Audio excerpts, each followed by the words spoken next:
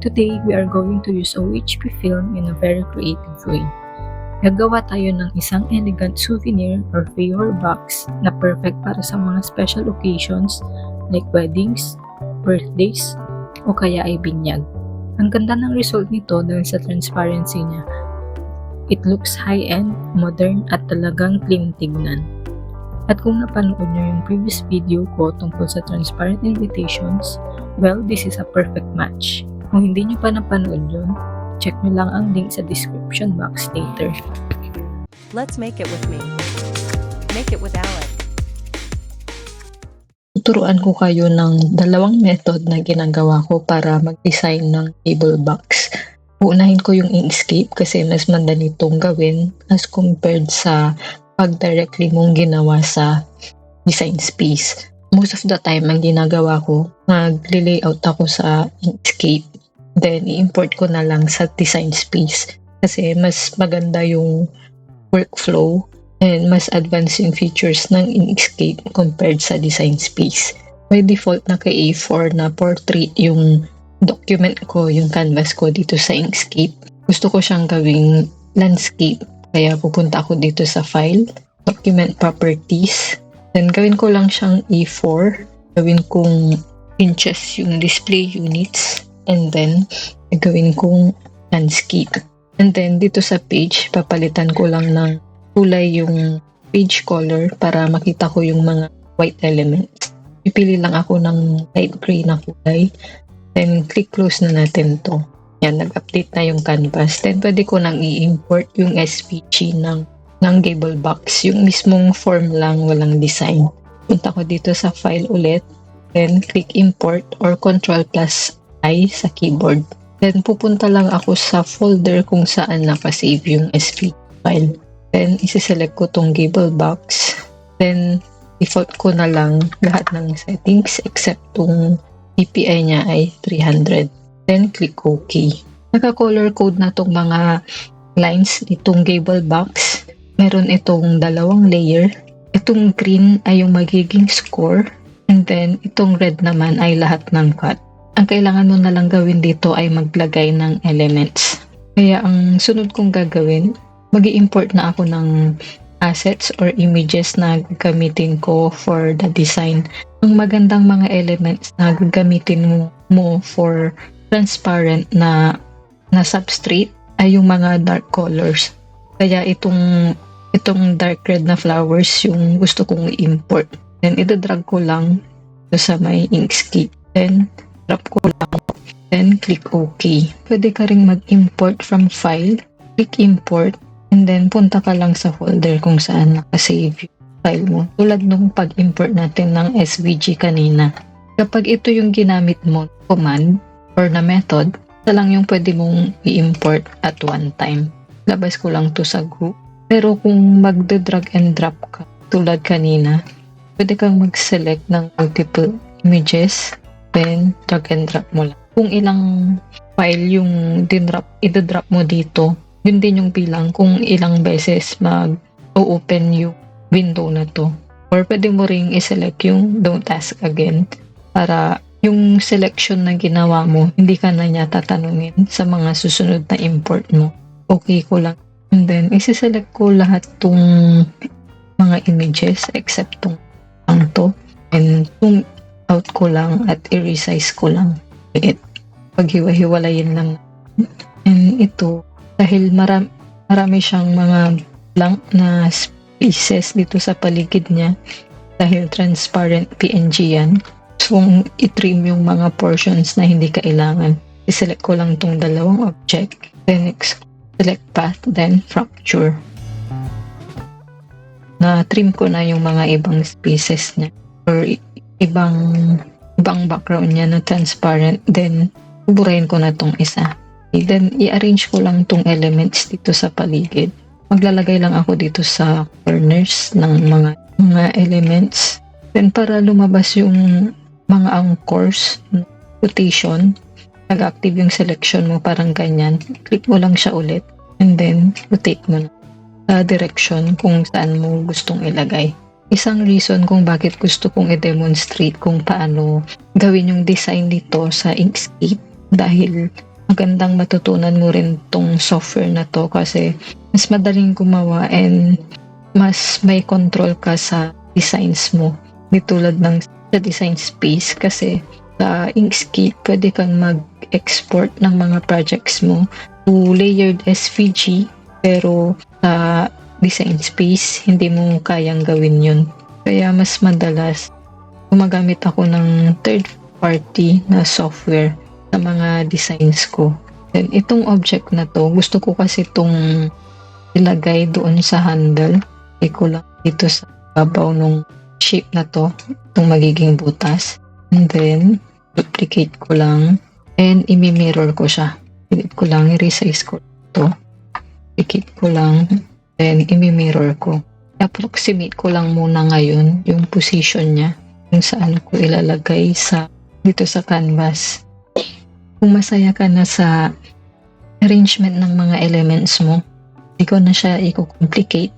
Ang susunod natin na gagawin, select ko tong dalawa, then i-click group ko lang to, then rename ko siya ng handle.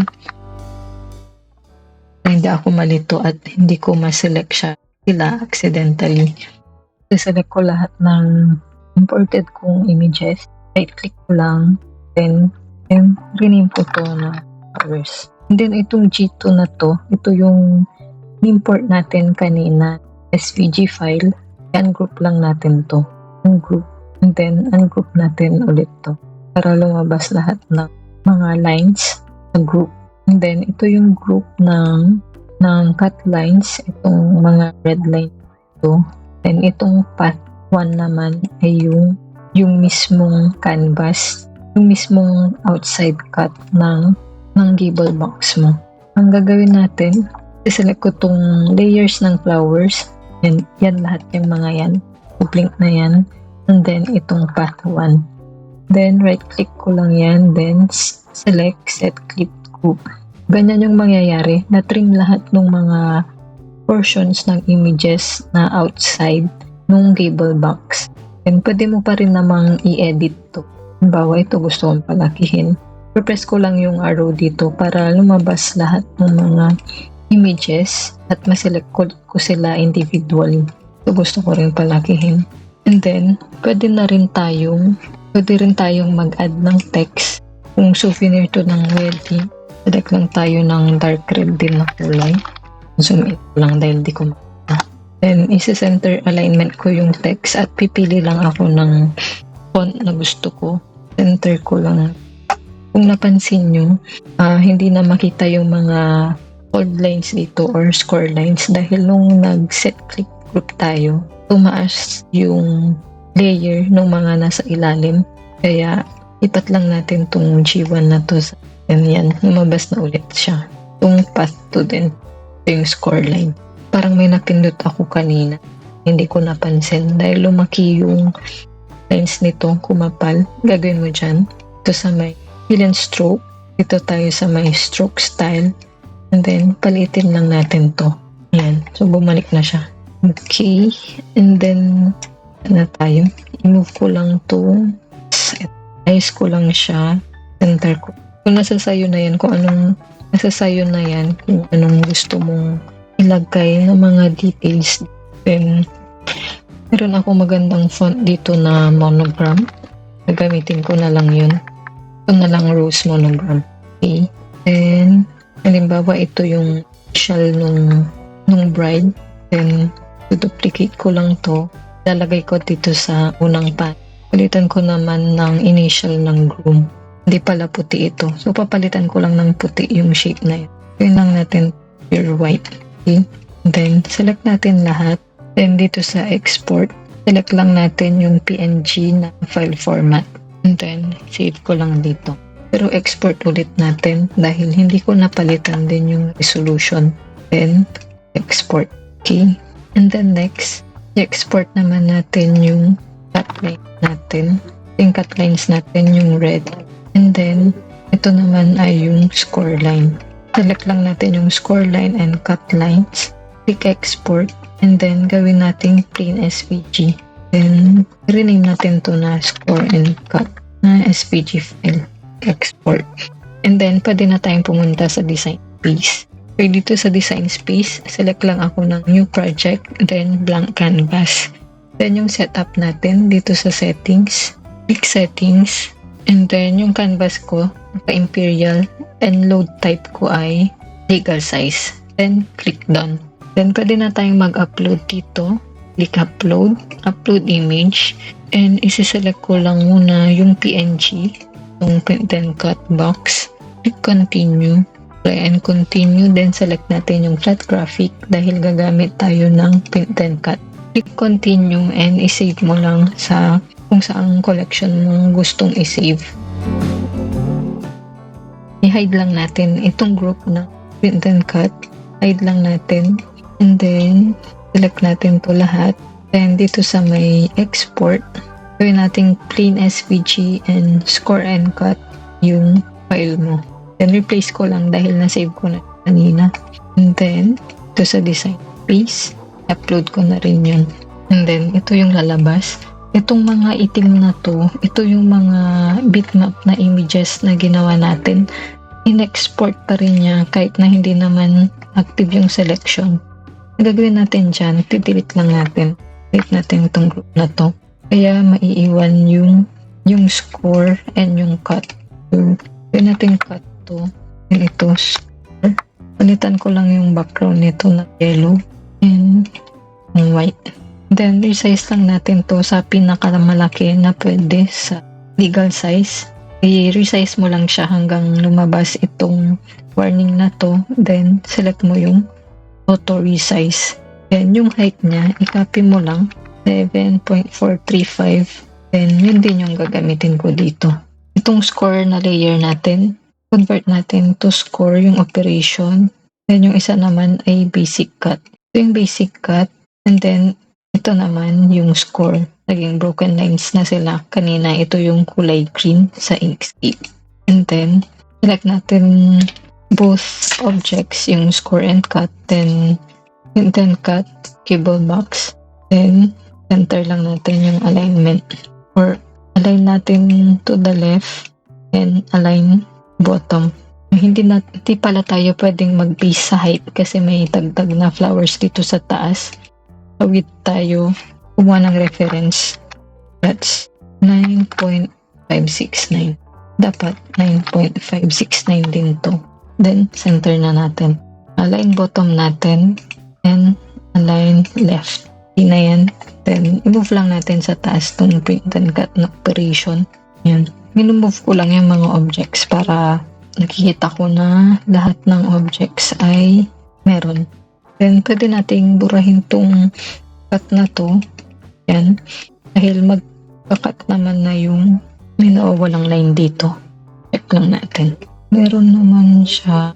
Ayun, dito sa design space. Hindi siya makita. Ayun, nasa ilalim pala siya. Okay. Then, pwede nating turn off yung contour na iba dito. I-hide lang natin lahat. Then, ang kailangan lang natin itong mga slits. Then, i-hide natin. Dapat na active lang ay itong mga hindi naka-green yung box. And then, click apply. So, yan, nakita nyo. Ito lang yung cut niya. Ito yung cut. Ito yan. Then, ito yung print and cut. Ang cut naman niya ay yung outside na outline ng object. And then, itong oblong dito. Then, meron din tayong score. Itong broken lines. Kompleto na tayo ng elements. I-attach ko lang yan. And then, next natin gagawin ay kung paano maglagay ng elements kapag sa design space mong gagawin. I-add to canvas ko lang to. Add to canvas yung in-upload natin kanina. Then, move lang dito. Medyo mahirap itong gawin. Tulad nung sinabi ko kanina. Mag-assign na tayo ng elements to I4. And maglalagay na rin ako ng elements tulad nung ginawa natin kanina. Dito sa may uploads, select ko lang yung same na mga element. Then duplicate ko to. And then flip horizontally ko siya. Or flip vertically ko siya. Yan. Yan na yan. And then add pa ako ng mga iba. Press ko lang yung shift sa keyboard. Then select ako ng multiple objects. Then add to canvas. Dito sila lahat. Move aside ko lang para hindi magalaw tong object natin na yan. Gilid lang natin. And then, move ko lang siya kung saan ko gustong ilagay.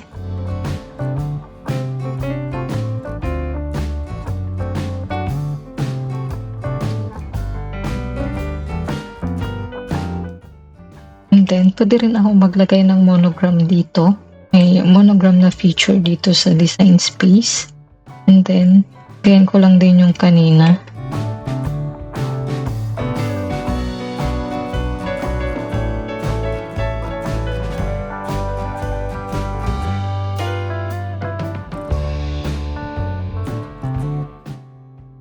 And then resize ko lang to.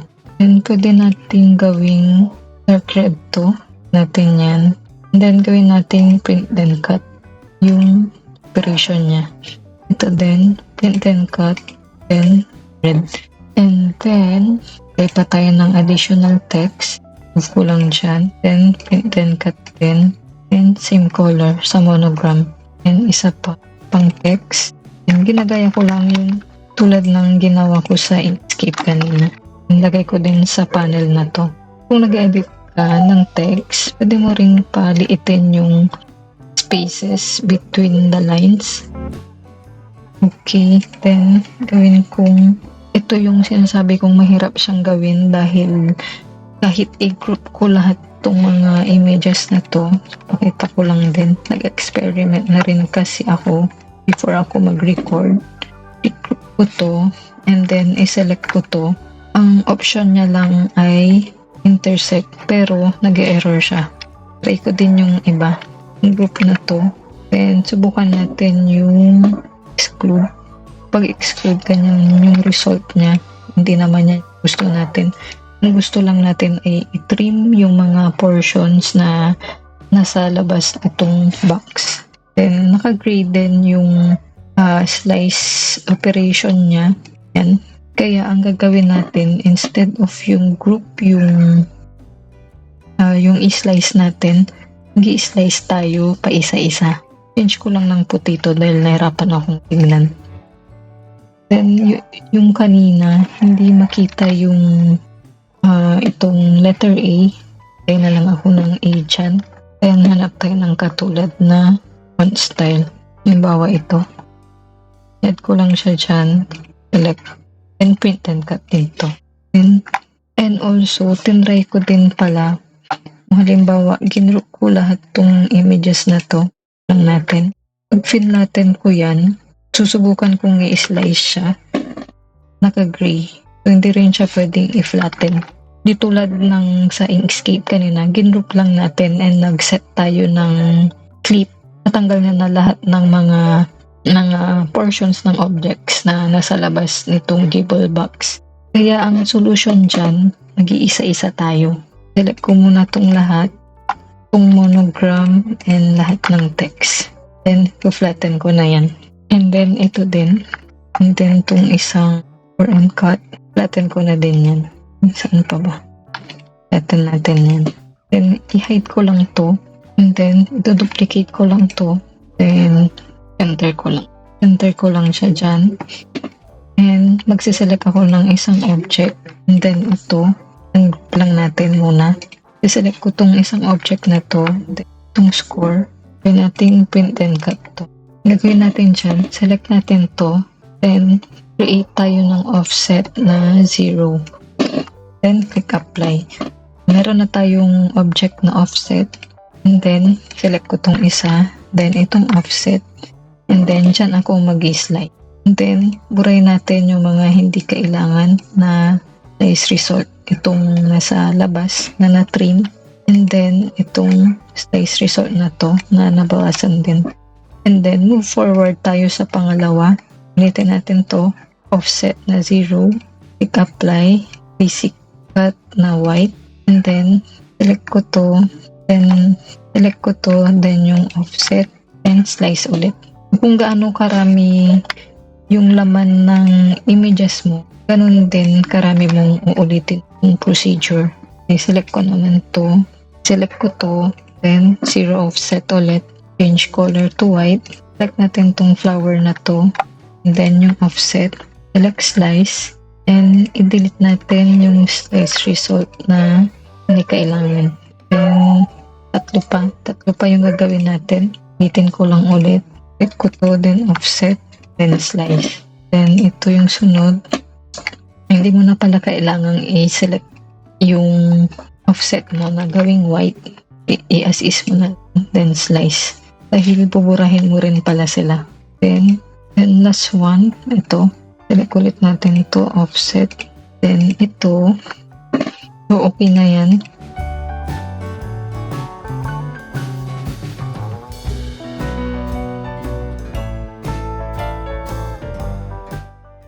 Galing natin to. Then i-move natin lahat to sa taas. So sa may ibabaw ng flatten. Then yung score natin, i-hide lang natin yan. Hide din natin to. Select natin lahat, then flatten. Then balik natin yung visibility ng score and cut. Move lang natin to sa taas. And then hide natin lahat to. Iwan natin tong slit na to. And then yung hide natin yan, yung malaki.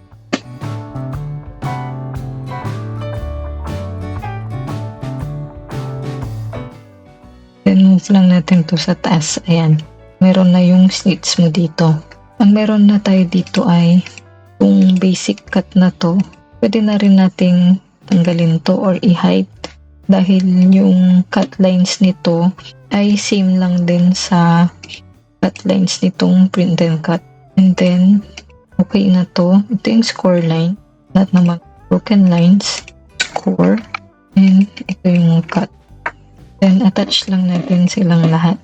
Then, auto-resize na lang natin. Then, yung unang ginawa natin, ganyan, similar yung result, pero nag-isa-isa lang tayo ng pag-slice dito sa design space. Kaya, mas matagal siyang gawin. Then, save ko lang to. Ready na tayong mag-print at this point. Ang ipiprint ko lang ay itong design na to dahil nga hindi ako naka-subscribe sa Cricut Access. Hindi i-allow ng design space na gawin ko tong project na to dahil gumamit ako ng Monogram Maker. Take note din na yung mga elements or features na kailangan ng Cricut Access, magagawa mo yung design pero pag click po ng make, magkakaroon ng prompt na kailangan mong bilhin yung individual elements or mag-subscribe sa Cricut Access pag nasa make screen ka na. I-hide ko lang tong isa at ito yung gagawin ko. At dahil ang size nito ay 7.4 by 9.6, ihahack natin ang design space para maximize natin yung print area ng A4 dahil A4 yung size ng material na gagamitin natin. Kailangan mo lang i-check dito sa settings kung ang load type mo ay A3. Pag A3 yan, click mo lang yung done. And then, click make na natin. At kailangan nating i-rotate ito. At i-move natin dito sa may top left corner. Titigil naman na siyang mag-move kapag tinulak mo pa taas. And one thing more, kailangan mong i-mirror yan para yung print ng design mo ay nasa loob ng box. Para hindi magasgasan kapag nakahawakan yung box. I-click ko na yung continue and magko-connect ako sa printer. Dapat gagamit ka ng system dialog para tama yung paggamit natin ng hat. Ito sa may preferences, ang document size mo ay dapat A4. Yung size ng actual material na gamit mo. And gagamit lang ako ng Epson matte and high yung quality. And then dito sa output paper, A4 din yung isi-select ko. And important to na dapat naka 100% yung size mo ng document. Click okay na natin to. Ang gagamitin ko ay itong transparency overhead projector film. Nabili ko lang ito sa National Bookstore. Ang brand niya ay Best Buy and ang size niya ay A4. Para malaman kung saan magpuprint. Yung isang side niya ay glossy and yung isa naman ay medyo rough. Yung rough na side or yung tacky, medyo tacky kasi siya pagkahawakan mo. Doon yung printable side niya. Then, i-print ko na to. Click print. Ito yung naging print out. Kitang-kita yung details niya dahil pumili tayo ng kulay na maganda para sa mga transparent na project. Ang hindi magandang kulay for mga transparent na projects ay yung mga pink, mga light colors, green, ganun. Mga light green siguro. Parang ganito. May green siyang elements pero halos hindi makita. And nung nag-print din, kulang yung registration mark niya dito and sa bottom part. Yan ay dahil pumili tayo ng mas maliit na paper size doon sa setup natin sa design space, which is A3. Para maayos natin yan, kailangan lang natin magdikit ng mga registration marks na kinupit ko from other projects. Yan yung ginagawa ko pag nagka-hack ako ng mga print and cut na projects. Hintayin lang natin tong matuyo, then lagay na natin sa mat. Gagamit lang ako ng strong grip mat para hindi masyadong magalaw itong film pag nagka-cut. Align ko lang dito sa may outer grid lines itong edge ng papel.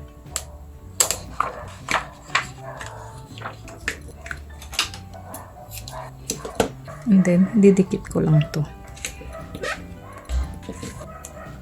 And then, itong sa baba din. Dahil isang beses ko palang nagamit tong strong grip mat para sa leather na projects, hindi ko na kailangan ng brayer. Pero kung hindi na masyadong sticky yung mat mo, gamit ka ng brayer para mas dumikit yung material sa mat. Then, click ko na yung done dito. Connected na yung machine ko. Ang isi-select ko naman dito ay acetate. Browse ko lang yung all materials, then i-select ko yung acetate. Click done, and dapat nakaload na rin yung scoring stylus sa clamp A, and sa clamp B naman ay fine point blade. And pag naglo-load ka ng mat, dapat tumatama yung mat mo dito sa may mga rollers dito kabilaan. And then, click na natin yung load. And then, press natin tong cut button. Start na rin mag-scan yung machine nito ng registration marks.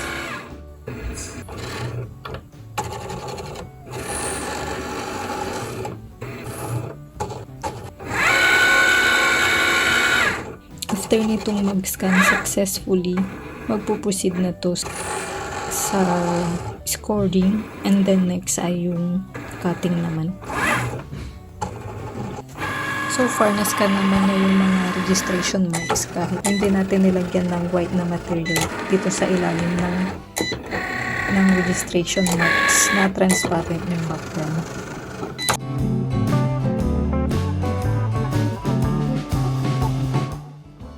After mag-cut, i-check mo muna kung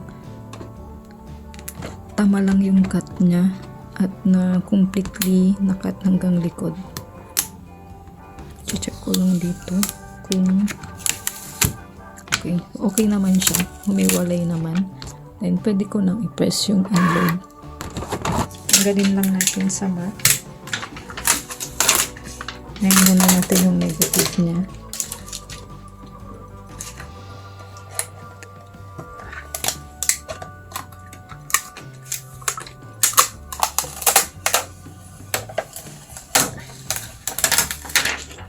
Ayan.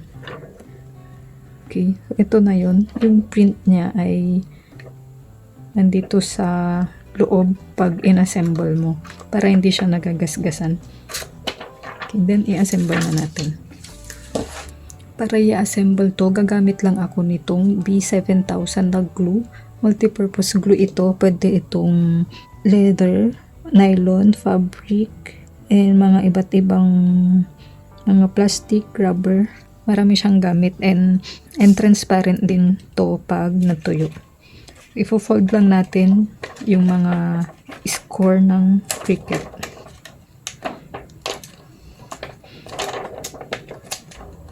Then pwede ka rin gumamit ng bone folder para mas maganda yung fold niya at mas straight.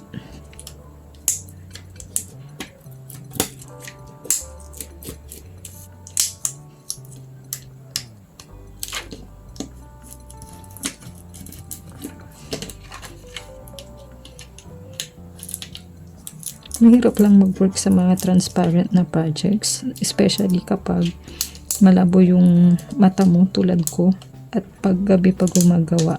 Mahirap makita kung saan dapat yung folds kahit na may score ng nagawa. Okay, so ang una kong lalagyan ng adhesive ay itong tabs sa gilid. May slot siya dito, papasok mo lang dyan. Ito, medyo mahirap dahil hindi ko makita masyado.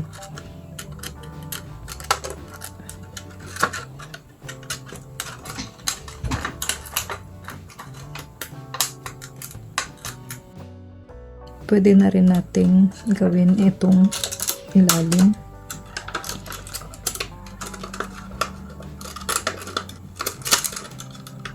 Ang una nating ilalagay ay itong sheet na to. Lalagyan ko yan ng adhesive dito sa may magiging overlap nito. And ganun din sa kabilang side. Ito yung magiging pinakailalim.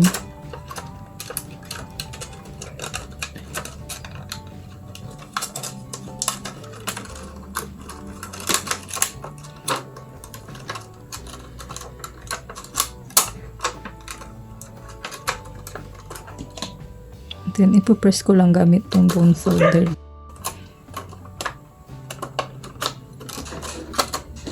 Then, hintayin mong matuyo. Pag natuyo, ang last mong ilalagay ay ito. Lalagyan mo lang ng glue dito. Then, ang papasok mo dyan, dapat nasa ilalim siya nung itong shape na to. Then, lagyan na rin natin dito sa gilid ng glue. Okay.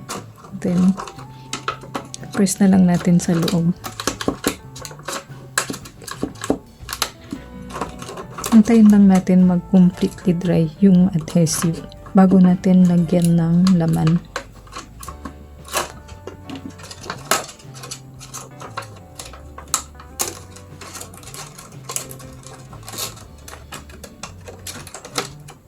Pagtapatin lang natin to. Ayan. Tapos, may slit dito. Dito may slit yan. Papasok mo lang dito sa side para mag-close. Ganun din sa kabila. Hintayin lang natin matuyo. Tapos lagyan na natin ng kung anong token yung pwedeng kumasya dito. And that's it. Sinong mag-aakala na ang dating OHP film ay pwedeng maging ganito ka-elegant? Perfect na perfect itong ipamigay sa guest dahil kitang-kita ang effort nyo sa loob. At para makumpleto ang wedding or event theme nyo, don't forget na panoorin din ang tutorial ko on how to make transparent invitations. Perfect match sila nito. I'll put the video on the screen and the link in the description. Kung nagustuhan nyo ang project na ito, please give this video a thumbs up and subscribe na para lagi kayong updated sa ating mga unique crafting tutorials. Salamat sa panonood and see you sa next video.